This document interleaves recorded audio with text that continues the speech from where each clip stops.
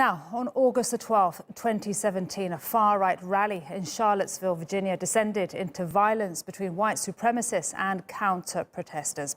A car was driven into a crowd of anti-racist demonstrators, injuring 19 people and killing a 32-year-old woman, Heather Heyer.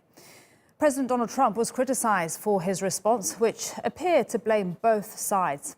Now, 2 years later, the country is still grappling with the rise of racist violence.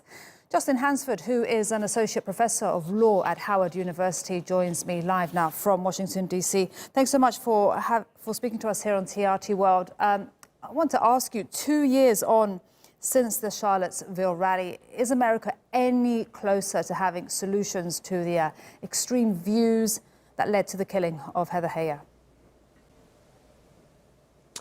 Well, first, thanks for having me.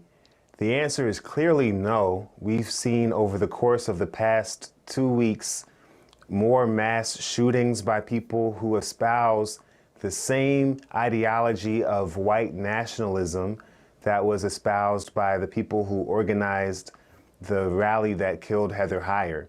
And so that ideology has continued to grow over the past 2 years, and indeed, research has shown by an organization called the Southern Poverty Law Center here in the United States, that over the past 4 years, we have seen a 30% increase in the number of organizations organizing under this banner of white nationalist hate.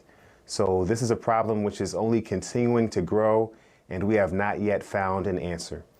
And I want to ask you, what role does and can President Trump play here? Well, again, we have seen more bad news than good news on that front. Unfortunately, President Trump has been not just a polarizing figure, but in reality, a radicalizing figure in American society since his election. We've seen a 17% increase in hate crimes since 2017. And there was also a report that showed when he does a rally in a particular city, there is an over a 200% rise in hate crimes in the city where he conducts these rallies. And we saw most recently there was a rally where people were screaming, send her back, talking about a Somalian American congresswoman who had dared to speak against this type of white nationalist propaganda.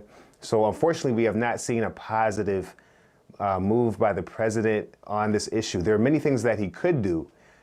He could increase funding for investigations of white nationalist hate groups.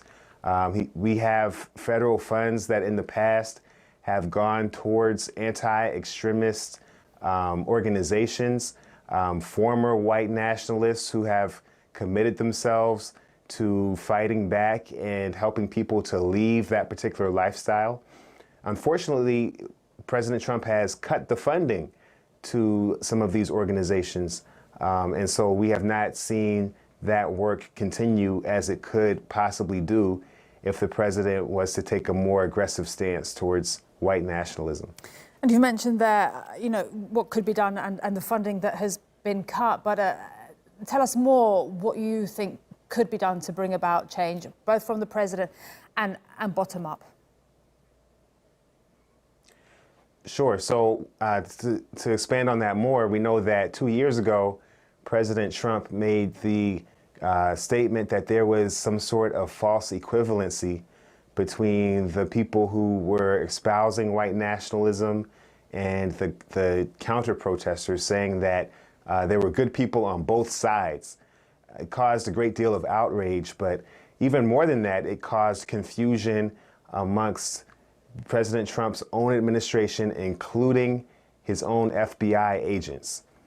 We have now heard from former FBI agents themselves that there is a hesitancy in the Bureau to investigate white nationalist extremism because there is the feeling that this is the president's base. And after the critiques that the FBI experienced from the Russia investigation, they are wary of angering President Trump by perhaps focusing investigations on his base.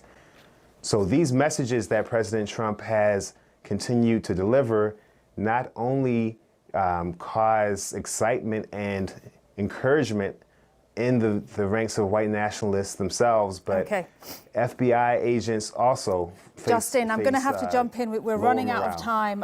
Thank you so much for speaking to us. Justin Hansford there, live from Washington. Do stay with us. We'll have your headlines coming up next.